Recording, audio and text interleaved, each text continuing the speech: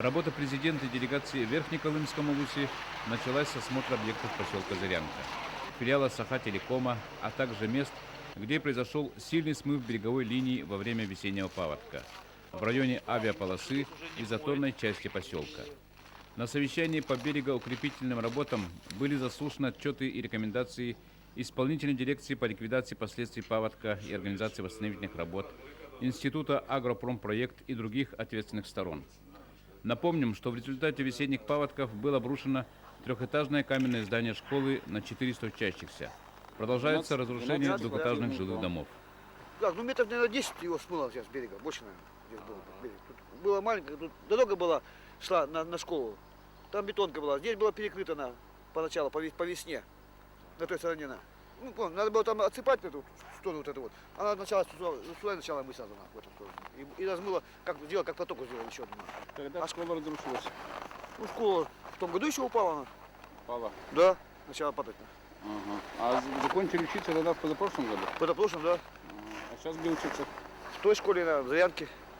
По итогам совещания было принято решение о проведении берегоукрепительных работ, переносе жилых домов и квартальной котельной, о дноуглубительных работах и прорыве канала для отвода разрушительной массы воды. В целях безопасного пропуска воды президент дал указание всем способствовать проведению данных работ. Вопрос берегоукрепительных работ возник давно. И последние 5 лет в Затонской части поселка Зырянка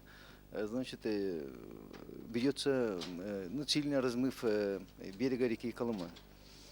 Проведено компьютерное моделирование русла реки Колыма на этом участке. И сегодня Государственная водная служба Федерального агентства водных ресурсов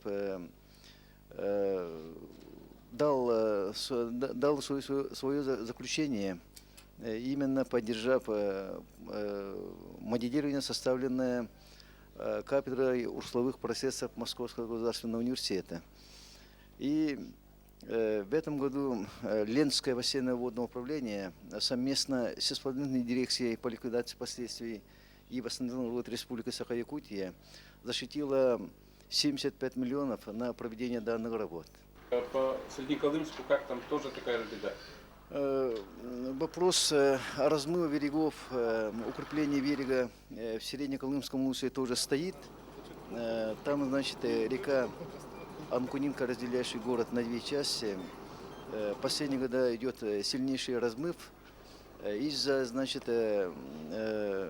неблагополучного состояния самой реки и строительства моста, который соединяет город. И сегодня имеется техника экономического основания берегоукрепления реки Анкудинка. Было выполнено силами ГУП Анкудинка строительно-монтажная работа на 400 тысяч рублей. Предстоит, естественно, провести комплекс мероприятий, поэтому нужно начать проектирование вообще противопаводковой защиты города Среднеколымска и начать продолжить эти работы. В этот день, 11 января, в Зырянке было проведено 4 совещания. И в перерыве между ними президент и члены делегации посетили Краеведческий музей, открытый еще в 1947 году. Наиболее интересными являются палеонтологические находки. На территории района есть кладбище мамонтов. Широко представлена фауна, особенно много здесь птиц и водоплавающих. По стендам дореволюционного прошлого можно проследить историю этой земли. Самое древнее село Верхнеколымск было основано в 1647 году казаками из отрядов Дмитрия Зыряна, Михаила Стадухина и Семена Дежнева. Зал советского периода знакомит с гулаговским прошлым Зырянки. Есть экспонаты и военных лет, посвященные перегону по ленд-лизу самолетов из Америки. Президент заслушал информацию об итогах работы 2 крупных предприятий ВУСа: государственного унитарного предприятия «Разрез Зырянский» и открытого акционерного общества «Колымская судоходная компания». «Разрез Зырянский» является градообразующим предприятием поселка, но несет большие убытки от содержания жилищно-коммунального хозяйства, ведомственной ДЭС и котельной. Более оптимистична ситуация в Колымской судоходной компании. Выслушав директоров, президент дал задание руководителям министерств промышленности, экономического развития, финансов, имущественных отношений, транспорта и связи в первом квартале этого года разработать и представить на утверждение планы по финансово-экономической санации обоих предприятий. Очень приятно отметить, что программа президентская развития высоких технологий в области электросвязи, телекоммуникаций в Верхнеколымском Улусе реализуется очень успешно. В прошлом году мы практически решили программу обеспечения телевидением в Улусе. Поставили новое спутниковое оборудование и обеспечили показ нашей программы НВК «Саха» во всех населенных пунктах. Сегодня мы занимаемся активно эфирным радиовещанием. Практически только в Зырянке осталось еще проводное вещание. Ну а главное, конечно, это все-таки то, что, выполняя протоколы и программу президентскую, это мы решили вопросы установки цифровой АТС в Зырянке и сделали радиорелейную станцию, соединили этой хорошей связью с Верхнеколымском. Проблемы, которые существовали в затонной части со связью, решены полностью. То, что мы сегодня увидели, как работает связь, это, я бы сказал, то, что многие регионы России, населенные пункты мечтают о такой связи. Поэтому смело сегодня прозвучали такие пожелания главного врача больницы, чтобы уже используя внедренные технологии, мы приступили к телемедицине в данном Улусе, к дистанционному образованию и так далее, и так далее. Поэтому когда говоришь об этом, то смело можно говорить, что на данный Улус уже можно других ориентировать. И главное нам, те, которые этим занимаются, смело верить в то, что и техническое обеспечение, и финансовое обеспечение, когда идут вместе, они сможет добиться таких результатов. И второй вопрос, это очень важный для нас, это то, что Колымская судоходная компания сегодня получила большую, я бы сказал, высокую оценку президента. Дело в том, что компания работает прибыльно, пусть это будет не очень большая прибыль, но она существует. То есть предприятие способно сегодня обеспечить всю группу колымских улусов, Чукотский национальный округ и Магаданскую область, я имею в виду Симчан и тот район, перевозкой грузов. Сегодня то предприятие, которое раньше было, Верхнеколымское предприятие, обанкротилось, 15 миллионов убытков. Ну а что делать? Люди очень хорошие работают здесь, профессиональные, особенно инженерно-авиационные специалисты. Поэтому принято новое решение. Отдельно из этого предприятия выделить аэропорт Зырянка и создать здесь филиал нашей авиакомпании «Полярной авиалинии», которая уже на сегодня заявляет о себе как также обладая высококачественными специалистами, как хорошие предприятия. Я думаю, что использование того персонала, который здесь работает, я повторяю, инженерно-авиационные службы, они будут работать на всю группу колымских районов, и Абыйский, и Момский улус, и принесут огромную пользу для обеспечения работы авиации в этом регионе. На совещании об итогах социально-экономического развития Верхнеколымского улуса выступил глава администрации муниципального образования Верхнеколымский улус Вячеслав Радмирович Сергеев. В производстве промышленной продукции основную долю занимает добыча угля. За текущий год добыто 185 тысяч тонн при плане 180 тысяч тонн. То есть годовое задание выполнено на 102,8%. Рост по сравнению с 2003 годом составил 137%.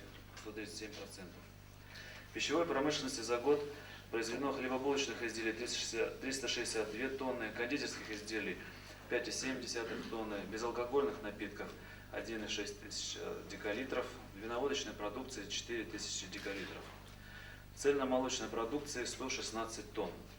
По сравнению с производством прошлого года достигнут рост по производству хлеба, хлебобулочных изделий 103%, мяса и субпродуктов 106%, масла животного 107%, товара пищевой и рыбной продукции 192%. К сожалению, по другим видам продукции допущено снижение производства. Невыполнение производственных заданий, снижение темпов роста производства допущено ГУП «Зырянский хлебозавод» по алкогольной и безалкогольной продукции, ГУП «Агрофирма Зырянская» по кондитерским изделиям и цельномолочной продукции. Оборот розничной торговли в целом по району за отчетный период составил 127 миллионов рублей. Оборот общественного питания 1 миллион 400 тысяч. предприятия Мукалынской судоходной компании перевезено 185 тысяч тонн различных грузов, в том числе завезено нефтеналево 35 тысяч тонн. Общий объем грузоперевозок автомобильным транспортом составил 1,2 миллионов тонн, увеличилась в 1,5 раза перевозка пассажиров. В этом году в поселке Зырянка будут построены 30-квартирный жилой дом для ветеранов и 8-квартирный дом для учителей.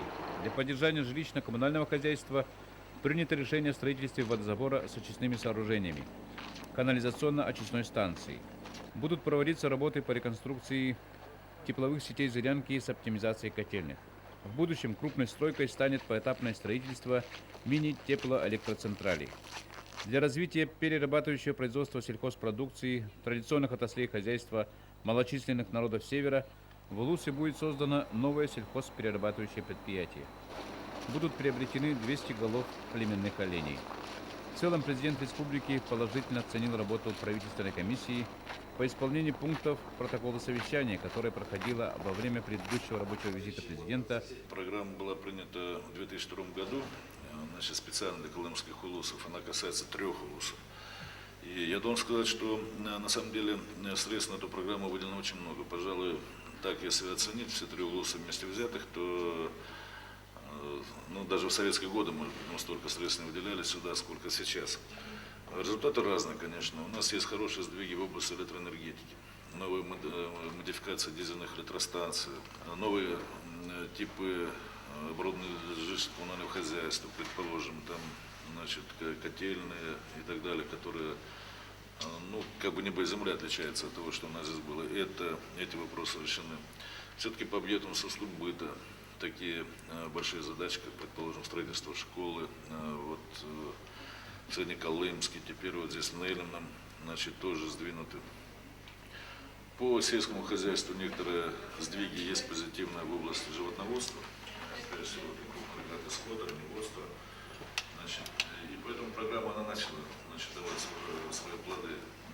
Вот в области транспорта, хотел бы сказать, мы начали датировать, на самом деле, внутриулусные перевозки и так далее, особенно для арктической группы.